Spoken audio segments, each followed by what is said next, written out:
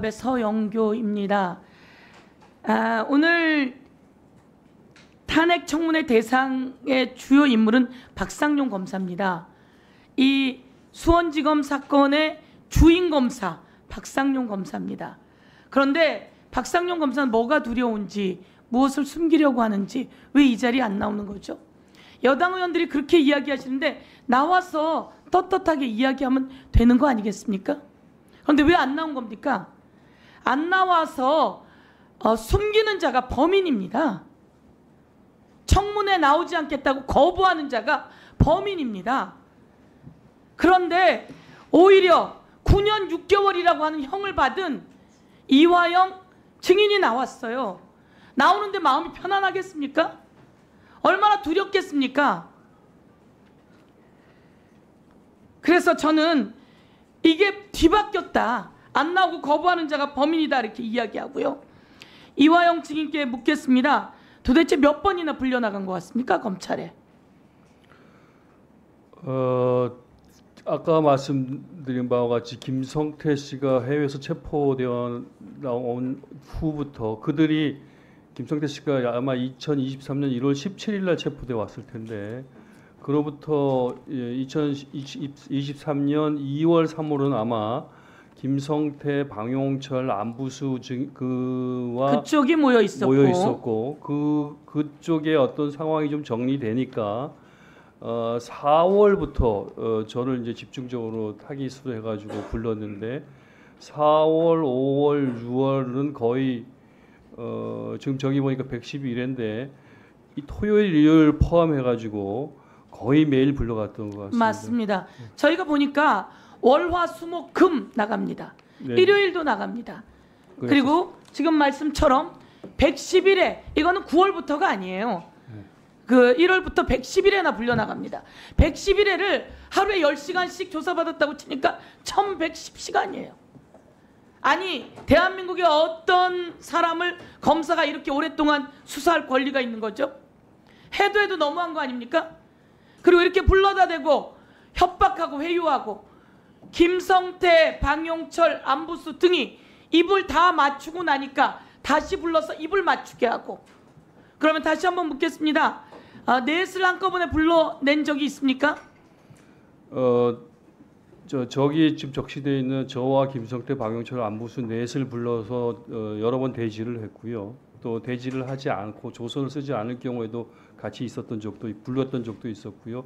조서를 쓰지 않는 적에는 조서를 작성하지 않는 경우에는 무슨 일을 합니까? 불러서? 주로 아까 말씀드렸던 것 같이 그 창고라고 하는 공간에 모여서 진술 세미나를 하듯이 여러 가지 얘기를 하고 또 개별적으로 저와 김성태를 단둘이 만나기 위해서 얘기를 하게 하고 저와 방용철을 단둘이 만나서 얘기를 하게 하고 저와 안부수를 만나서 얘기를 하게 하고 그리고 그 과정에서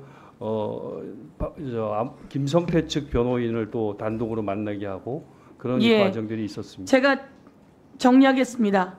그렇게 하면 됩니까? 안 됩니까? 저는 잘 검사가 공범들을 불러서 같은 자리에서 진술 세미나를 하게 하고 만나게 하고 이렇게 하면 안 됩니다. 이것은 바로 직권남용입니다. 검찰청법 제4조 3항 위반입니다. 그리고 이렇게 1000시간 아니면 9시간씩이라고 해도 999시간이에요. 이런 시간 동안을 불러서 회유하고 조사하고 수사하고 위협하고 협박 가까이 가고 이런 것은 인권 침해입니다. 이것은 헌법 위반이에요. 그래서 우리는 박상용 검사를 헌법 위반, 검찰청법 위반, 그리고 형집행법 위반이라고 지적을 하고 있는 겁니다. 제가 오늘 오전에 이야기했지만 같은 시간에 나간 거 한번 들어봐 주세요. 동시 김성태 1시 11분, 방용철 1시 11분, 이화영 1시 11분, 복귀 시간 11시 1분 다 똑같아요. 1313호. 저기는 어디입니까? 박상용 의원 검사실입니다. 박상용 검사실입니다. 박상용 검사나 법무부는 함께 불러서 연합파티, 술파티를 한 적이 없다고 했어요. 그런데 함께 부른 흔적이 나왔어요. 가리려고 해도 가려지지 않는 겁니다. 저렇게 떡하니 똑같은 시간에 부르고 똑같은 시간에 들여보낸 것이 한두 번이 아닙니다. 많은 거 다시 한번 들어보세요. 모두게 저렇게 엄청나게 많습니다. 그리고 제가 오늘 이렇게 한번 질문할게요. 혹시 형량을 줄여줄 수 있는데 이재명에 대해서 풀어라 이런 얘기 들은 적 있습니까? 여러 차례 들었습니다. 여러 차례 들었습니까? 그렇습니다. 뭐라고 이야기를 합니까? 제가 뭐 비방록에도 일부 적어놨는데 이재명 대표에 대해서 진술을 하면 제가 이재명 대표가 주범이 되고 제가 종범이 되고 이재명 대표가 제3자 뇌물죄로 기소되면 저와 지금 제가 1심에서 처벌받은 모든 내용들이 다 상쇄되고 없어지기 때문에 제가 그 상태에서 모속으로 나갈 수 있게 할 수 있다라는 제안을 받았고 또 네, 하나는 그것은 검사의 직권을 넘어선 범죄 행위입니다. 한 가지 더 물어볼게요. 가족을 혹시 데려다 주겠다 이러면서 회유한 적도 있습니까? 여러 차례 있었습니다. 여러 차례 있었습니까? 그렇습니다. 그건 어떻게 합니까? 우리 집사람을 면담을 시키겠다고 검찰청에 불러서 면담을 시키겠다고 했는데 저는 만나고 싶었는데 집사람이 계속 거부해서 안 나왔고요. 아들을 만나게 해주겠다. 아들이요. 또 같이 구속되어져 있었던 신명석 국장을 1대1로 면담시켜주겠다 해서 같이 만나가지고 또 신명석 국장의 구속 상태를 해제시켜 줄 수 있다 이런 얘기를 들었었고요. 또 다른 지인들도 1대1로 밖에서 들어와서 면담을 하고 그렇게 했었고요.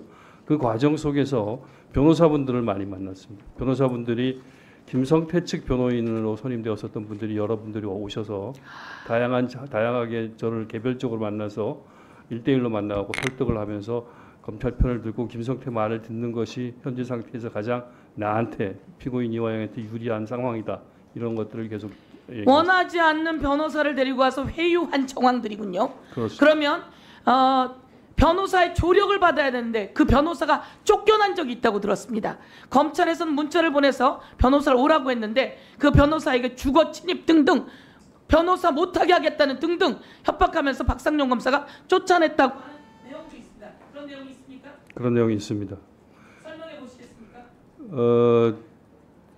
서모 변호사가 저를 위해서 검찰청에 왔는데 그 시간이 쫓겨가지고 선임계 같은 절차가 좀 미비했는데 그것을 근거로 해서 박상용 검사가 변호인 참관을 못하게 했었습니다. 그래서 현장에서 쓰겠다고 했는데 하여튼 고성이 오가면서 못하게 했었고 또 한 번은 그런 일도 있었습니다.